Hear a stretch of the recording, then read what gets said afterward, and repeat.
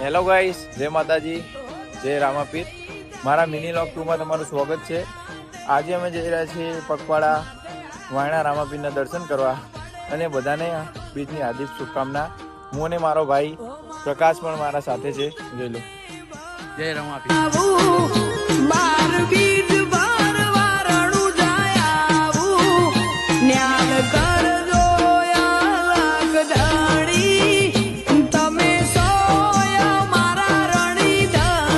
Finally guys, અમે પહોંચી ગયા વાયણા રામાપીરના દર્શન કરવા.